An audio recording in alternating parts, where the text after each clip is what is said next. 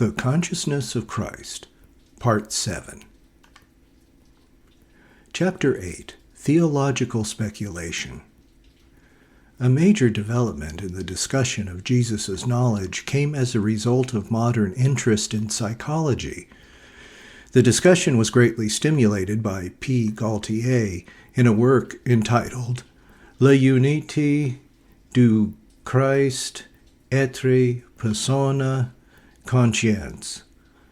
In a subsequent publication, he modified his opinions somewhat.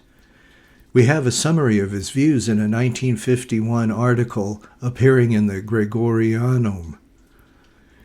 The key to that psychology seems to me to be found in the beatific vision, thanks to which the human nature was able, in a certain sense, to have a consciousness of being united to the divine person, and of making only one substantial being with it. But it does not follow that the consciousness perceived directly and of itself the person to which it belonged. We might loosely compare the difference to the difference between seeing, as on a television screen, the fact of being united to a divine person, and the direct consciousness of being so united. Gaultier argued that we perceive our soul by way of its acts. Since our person and nature are of the one same being, there is no problem. But in Christ, the nature that produces the human acts is different from that of the divine person, hence a difficulty. So he adds that we must recognize in the humanity of Christ a real psychological autonomy. Strong reactions followed, especially from the Thomists. The literature is immense. We shall first examine the views of several major thinkers and then propose a solution. 1. Karl Rahner. Rahner's views have been especially influential.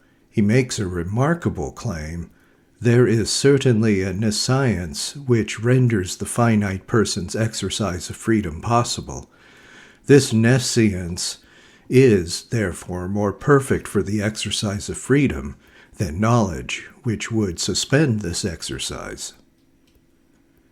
He takes note of the teaching of the Church that the soul of Jesus had the beatific vision. He insists that his proposals do not clash with any binding teaching, but he says that it is too easily taken for granted that the vision of God brings bliss, or is beatific. He says there is no reason why the direct presence to the judging and consuming holiness of the incomprehensible God should necessarily and always have a beatific effect. He holds that Jesus did have a visio immediata, but that it was not beatific. He points to Christ's death agony and the feeling of being forsaken by God, even of a deadly feeling of being forsaken by God, and asks, can one seriously maintain, without applying an artificial layer, psychology, that Jesus enjoyed the beatitude of the blessed? And says further, the fact that Jesus was not simply as blessed on earth as the saints in heaven cannot really be denied. So Rahner proposes a different interpretation of the direct vision of God in Jesus. This really existing direct vision of God is nothing other than the original unobjectified consciousness of divine sonship, which is present by the mere fact that there is a hypostatic union. He compares this to the self-knowledge that an ordinary person has, a knowledge that grows from long experience with himself. Only in the course of long experience can he, an ordinary man, learn to express to himself what he is and what indeed he has always already seen in his self-consciousness of his basic condition. So it is also in the case of Christ's consciousness of divine sonship.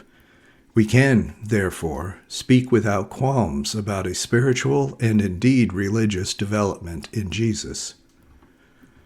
There are, however, some problems with Rahner's views. To begin, he thinks that some ignorance is needed for freedom. he asserts, the objective perception of every individual object right down to the last detail would be the end of freedom. One could counter, what about God himself? There is no ignorance in him. There is a knowledge of every object and every detail of every object. Yet he is free, supremely free, the source of our freedom. Rahner also proposes what may be called a non-beatific beatific vision, and observes that a direct presence to God can not only non-beatific, it can be terrifying. It is in the presence of God as judge, as supreme holiness. Here Rahner misses 2 points. 1. The presence of God as judge, as holiness, is dreadful only to souls that are not fit, not prepared. Such was not the case with the soul of Christ. 2. Rahner misses the immediacy of the vision, even though he uses the word, saying he proposes a visio immediata. The vision of which the magisterium speaks is most absolutely immediate, and in a soul that is fit, necessarily produces beatitude. Pope Benedict XII, in his Benedictus Deus of December 20th, 1336, taught that souls enjoying the beatific vision see the divine essence of an intuitive and even face-to-face vision, with no creature mediating or being in the nature of an object seen, but with the divine essence showing itself immediately, without veil, clearly and openly to them, and that seeing this, they enjoy the same divine essence. Behind this statement is the obvious fact that no image or creature could show God as he is, for any image or creature is finite. When I see anyone else face to face, I take within me the image of that person. Since the person is finite, an image can let me know that person fully. But as we said, no image, being finite, can show God as he is. Hence, to really know God, it is necessary that he join himself directly to the human intellect, with no intermediary. Such is also the view of St. Thomas Aquinas. This substantially different from the perception of God as judge, for in that function he does not join himself so absolutely directly to the human intellect. Still further, the kind of vision Rahner proposes hardly should be called a vision at all. It is rather just a vague self-knowledge, which Rahner compares that of the ordinary man. The ordinary man gets to know himself through his actions and experiences. The more of these, the more he can know himself. Hence his self-knowledge can and does grow. Rahner is proposing such a knowledge as an immediate vision of the divinity, non-beatific. It would be called a knowledge of the divinity, Rahner thinks, inasmuch as for Jesus to know himself is to know the divinity of the Word, to which his human soul is united. Such a vague, gradually growing perception hardly matches the description of the beatific vision given by the magisterium. So, in spite of his protestations that he is not contradicting the magisterium, Rahner is really doing so in not attributing to Jesus the kind of vision the magisterium means. Such a vision, as Rahner proposes, would not really be vision including each member of his mystical body, but Pius XII taught it did. Rahner also tries to show how the vision was not beatific by pointing to a deadly feeling of being forsaken by God. Closely allied in his statement, as a result of his sufferings, Jesus was not simply as blessed on earth as the saints in heaven. First, as to the deadly feeling of being forsaken, here Rahner sounds more like an emotional sermonizer than a theologian. Jesus was simply reciting Psalm 22, when he said, "My God, why have you forsaken me?" Psalm 22 was a most suitable prayer because of its remarkable description of his passion. Rahner is right, obviously, in saying that Jesus was not as blessed as those in heaven, for his bitter suffering made a difference. But this fact does not support Rahner's claim that the vision was non-beatific for Jesus, or that a beatific vision would be, in Jesus' case, incompatible with suffering. Actually, Rahner knows the key to the problem, but dismisses it, not with scholarly reasoned analysis, but with ridicule when he speaks of an artificial layer psychology. The truth is that the beatific vision rules out all suffering in a pure spirit and in a human being with a body transformed after the resurrection. Yet both mystical theology and the experience of many saints gave evidence that for a human being with a non-transformed body, even highly pleasurable experiences of direct contact with God in infused contemplation are fully compatible with distress, even with distress of mind. Thus, St. Francis de Sales, in his Treatise on the Love of God, "Alas, Theotimus, that the poor heart is afflicted when, as if abandoned by love, it looks everywhere and does not find it, so it seems.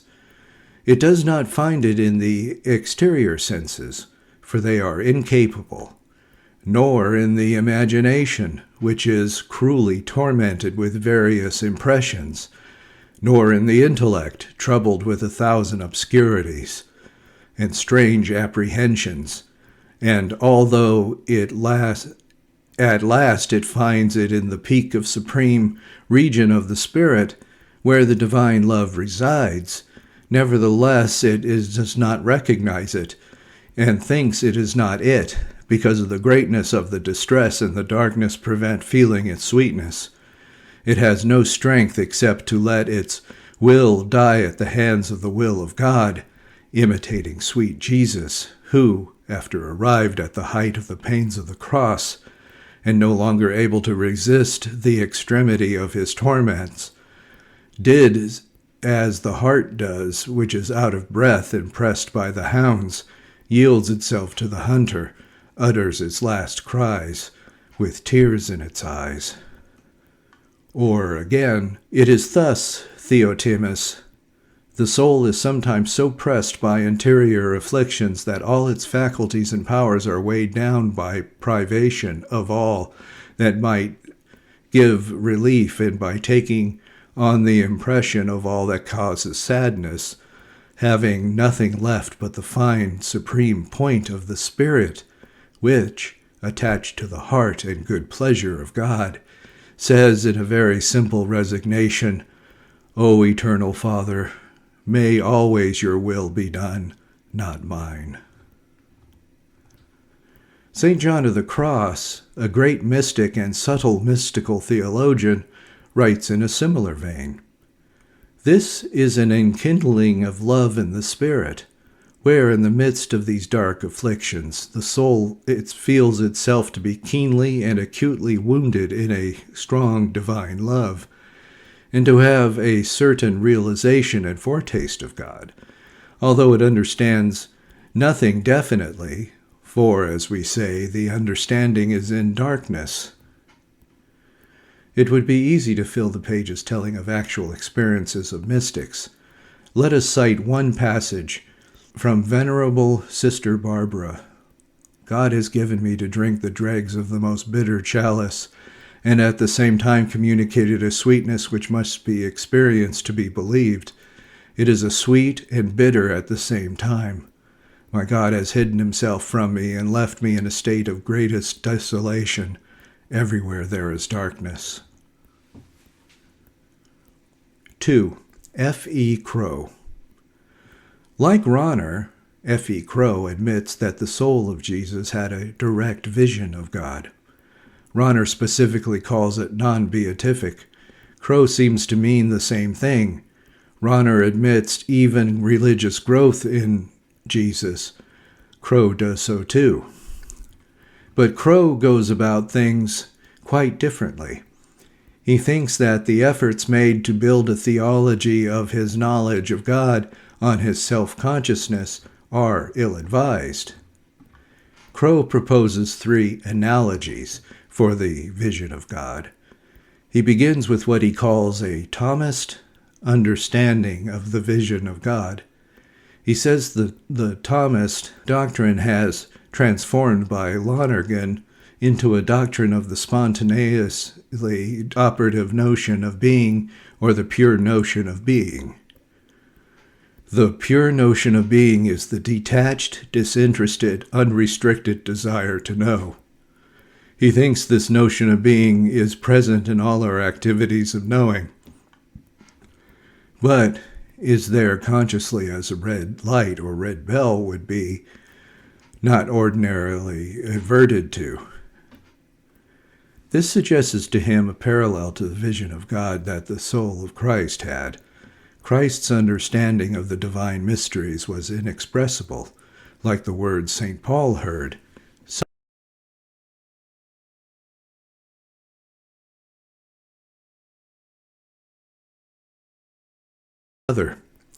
So, the vision of God gave him no actual knowledge that was inexpressible. He had to win this slowly. So, he had to learn everything, for this vision did not include the words Father, or Son, or Spirit, or Creator, Almighty, or Eternal. It did not supply Jesus with religious ideas at all. He had to learn to remember the Aramaic equivalents of Mama and Papa, and so on. Crow's second analogy comes from the experience of mystics, who found difficulty in expressing what they learned from their experiences. Also, he says, with the soul of Jesus. His third analogy rests on our own ordinary faith and experience. The most fundamental idea remains preconceptual. We might think of our inability to say anything appropriate on the great occasions of life disaster and death, or love and success and triumph. So the vision gave Jesus only the generic principles, the species et genera rerum et rationes erum, with the result that the mind of Jesus had to operate according to the scissors action, with the upper blade supplied by his understanding of God, and the most general preconceptual ideas that derive from that understanding, and the lower blade supplied by the thousands and thousands of items of data that meet his eye and ear and taste and smell and touch during his life on earth. Only by experience, reacting with these vague generalities, would he have any distinct and inexpressible knowledge. These analogies are peculiar. In the first, Crow borrows Lonergan's notion of being as the detached, disinterested, unrestricted desire to know. But we observe, if desire is equated with being, then the more desire, the more being, and vice versa. But desire presupposes a lack, for we do not desire what we do not lack, so the more being, the more lack of being.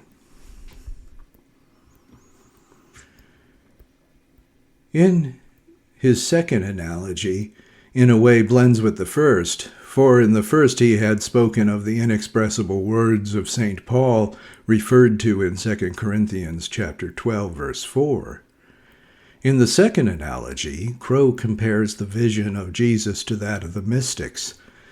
But again, his analogy is far from complete. 1. The mystics did not, as a rule at least, have the beatific vision. They had instead various forms of infused contemplation, which lacks images, or at times sensory or other images. 2. Why were their experiences inexpressible? We must distinguish between the divine essence in itself and other religious facts.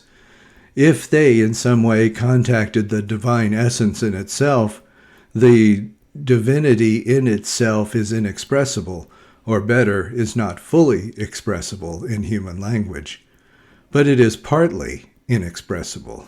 Hence, we do not have many defined truths about God in himself. A large part of the reason the mystics called their experiences inexpressible was not that anything was inexpressible in itself, but that human language lacks the needed words. For example, if I say red, blue, or green, a man who is not colorblind understands, for we both have had the same experience with these colors. But if I talk of the colors to a colorblind person, there is lack of common experience.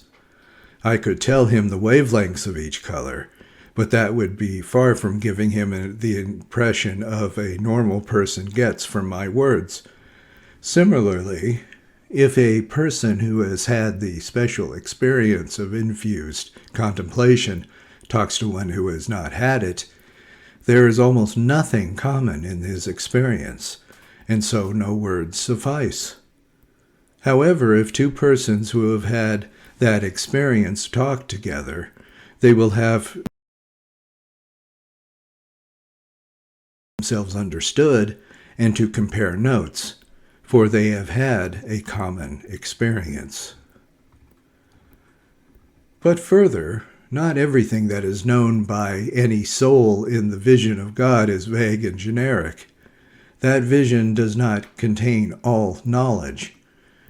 Crow appeals to a reply given by St. Thomas in his Summa 1.112.8, ad 4, in which Thomas seems to say that the souls seem only generic things in the vision of God. Unfortunately, Crow neglects the context.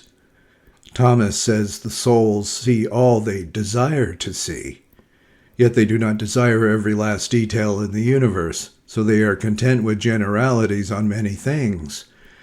Yet, in the body of the same article, Thomas gives the fundamental principle: a soul knows the more things, the more perfectly it sees God. There are specific facts in the vision of God. Many of these are readily expressible because they needed words to be found in the human language. That is, the notion of Messiah, Son of God, date of the parousia, and the like. How many of these things should the human soul of Jesus see? There are two criteria. First, as we saw, Thomas says that the more perfectly a soul sees God, the more it will know. Now, the ability to see in that vision is in proportion to grace, or the light of glory. But the soul of Jesus was most full of grace. Hence, it was fitted to see more than any other soul ever see or will see in that vision. Further, his mode of contact with the divinity, as it were, is greater than that of any soul, for he is joined even in the unity of one person, as we shall see more fully presently. The second criterion is this: any soul ought to see in that vision all that pertains to it, for we can be confident that God will, by grace, light of glory, make a soul capable of seeing all that pertains to it. But to Jesus there pertained all that belonged to his mission, and that should include the fullness of truth in religious matters, and who he was, and what he was to do. Crow's third analogy is feeble indeed, for some persons are far from unable to say anything appropriate on great occasions such as disaster and death, love, success, and triumph. Finally, and very importantly, Crow, like Rahner, has neglected to note that the magisterium insists that Jesus' soul did see countless distinct things. He knew and loved each one of us from the first instant of his conception. He knew the day of the parousia. Further, the magisterium does call that vision beatific, a point explicitly denied by Rahner and Crow. 3. Jacques Maritain. Maritain had intended his Peasant of the Garonne to be his last book, yet decided to add another, on the grace and humanity of Jesus. He takes his start from the important text of Luke chapter 2, verse 52, saying that Christ grew in wisdom, in age, and in grace before God and before men. The fathers, as we saw in chapter 6, understood this growth in manifestation, not of growth in actual knowledge and grace. St. Thomas, too, speaks in accord with the fathers, but Maritain says that the fathers have but a human authority, so that they conflict with St. Luke. They and St. Thomas, too, must be brushed aside. Maritain is certain that St. Luke is not thinking of the effects of the works produced. He is thinking of the grace and of the wisdom themselves. But St. Thomas lacked the philosophical instrument of which I have just spoken, which is the notion of a supraconsciousness. Christ's human soul was divided, Maritain thinks, by a partition into two realms of consciousness, the divinized supraconscious and the crepuscular consciousness, the latter comparable to the dim light just before the dawn or at sunset. The supraconscious realm has the beatific vision. The crepuscular realm does not. There was, so to speak, a partition between the world of the beatific vision and that of conscious faculties.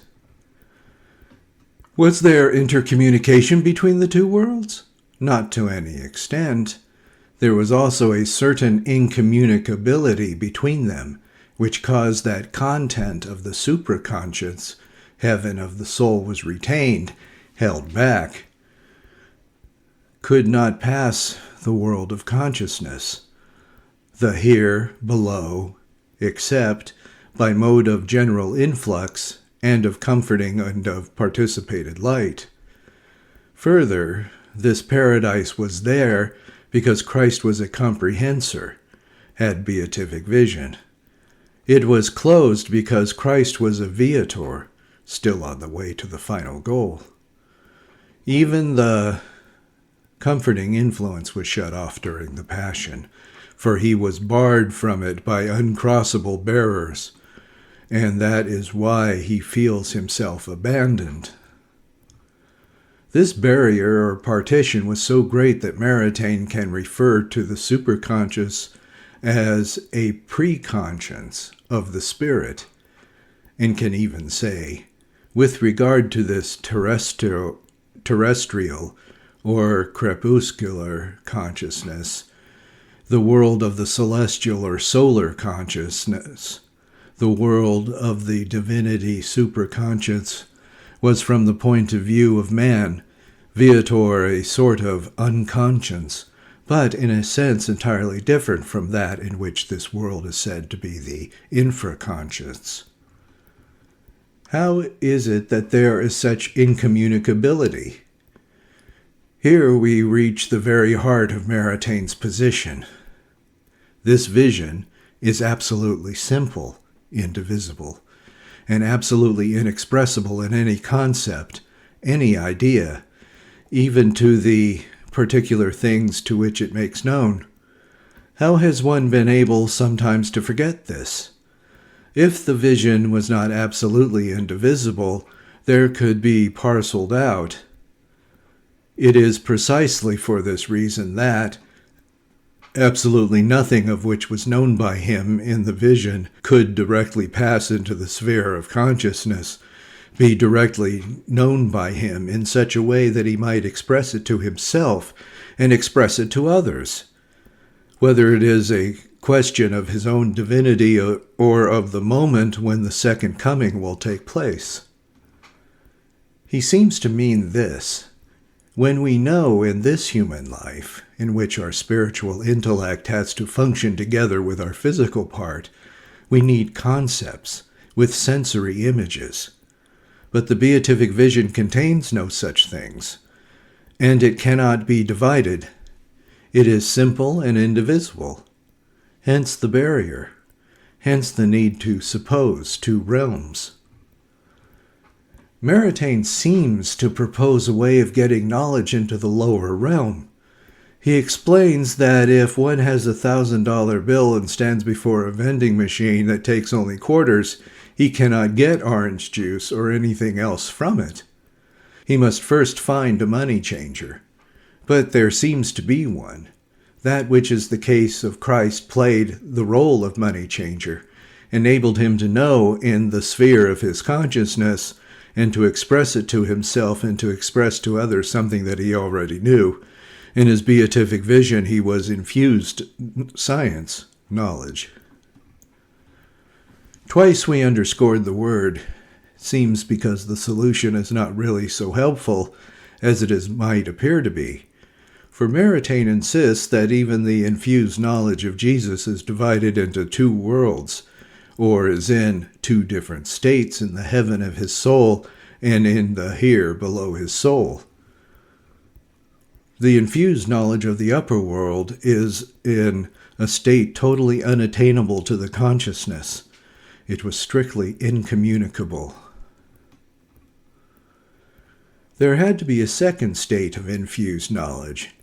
It was necessary that this infused science, knowledge, not find itself only in the supraconscious paradise of the soul of Christ. It was necessary that, in proportion as the sphere of the consciousness or of the here below of the soul of Christ forms itself, his infused science holds sway in this other sphere, where it is subject to the regime connatural to the human soul, and where it could use instrumentally concepts formed under the light of the ancient intellect. We note Maritain said in his last quotation that there was a development in the lower sphere, in proportion as the sphere of the consciousness or of the here below of the soul of Christ forms itself.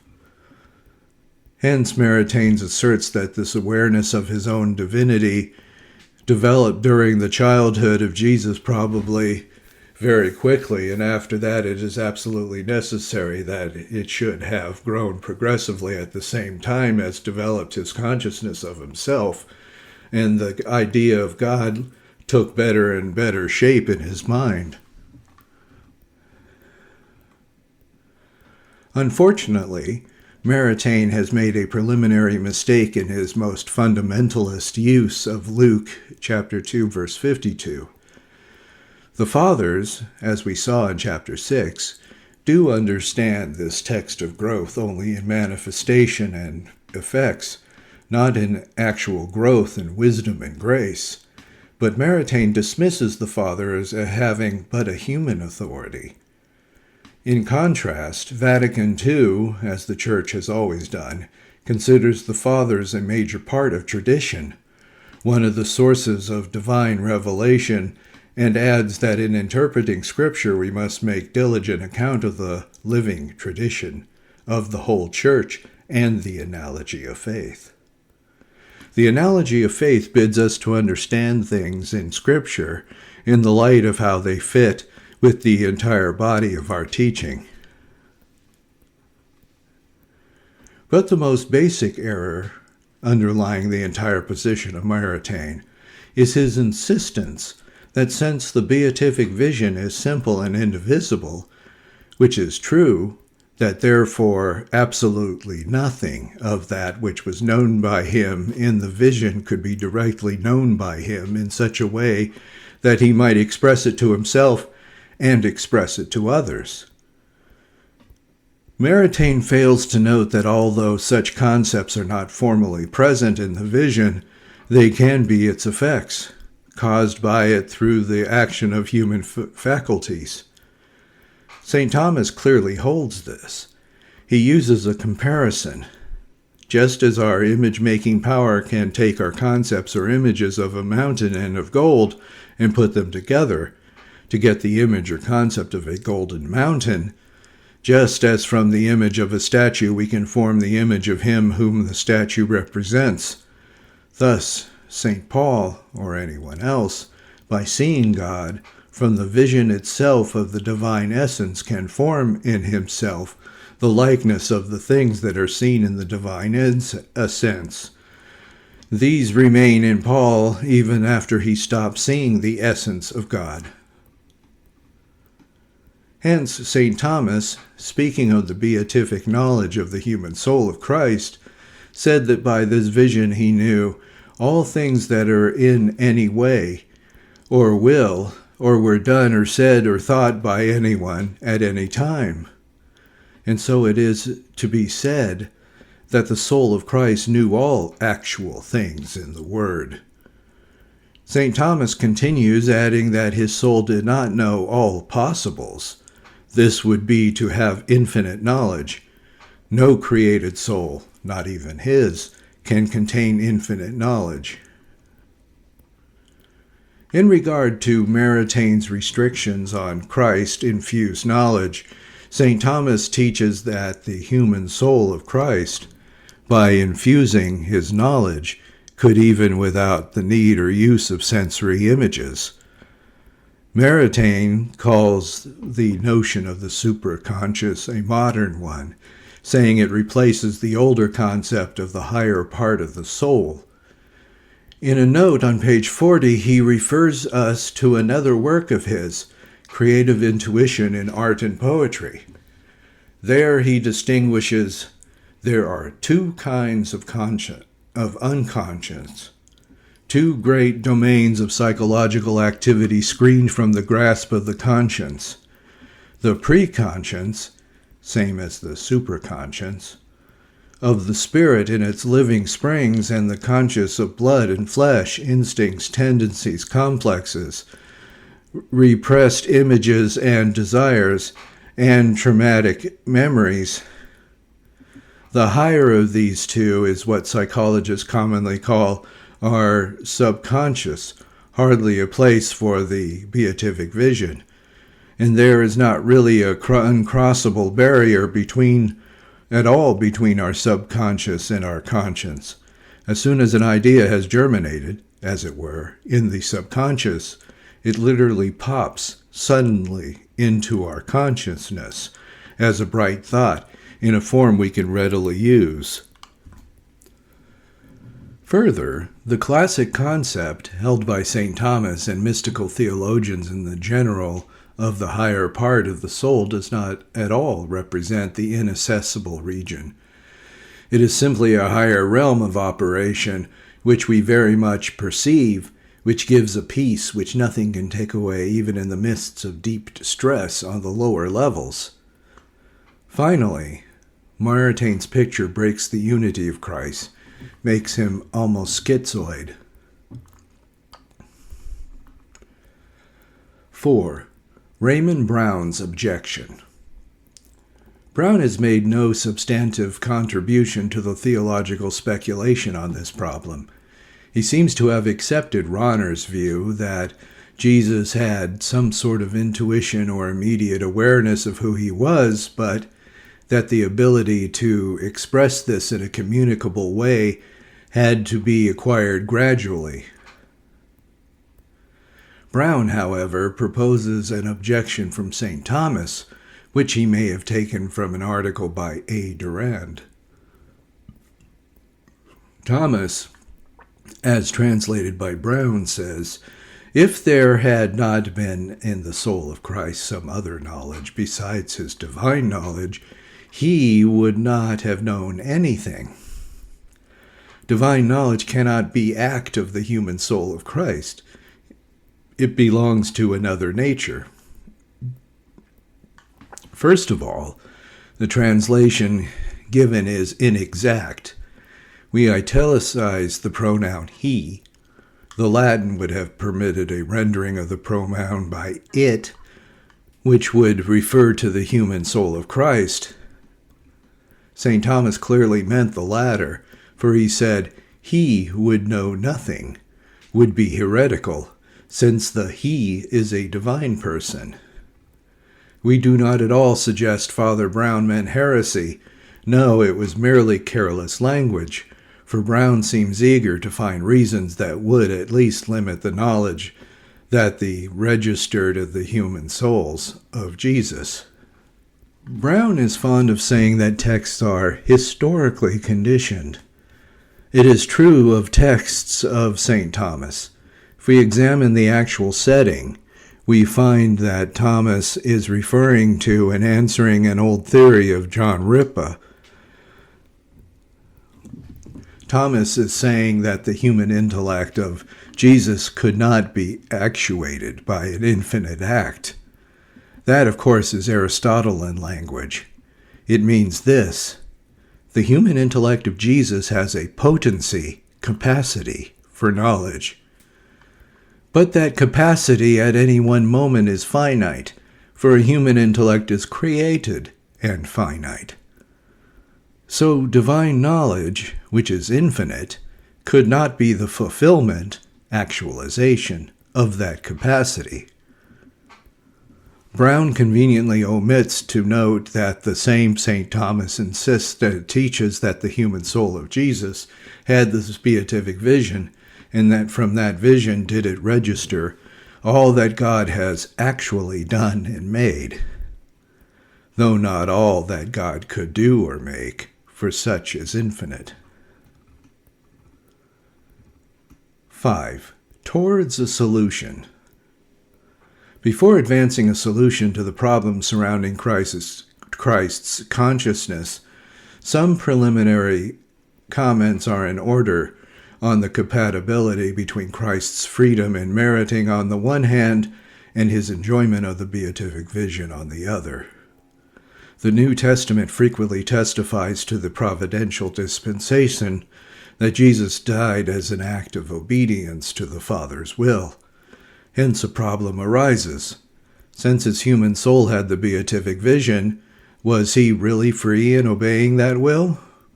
The Scotists say that the beatific vision does not compel souls to love God. Dominicans have proposed either of two solutions.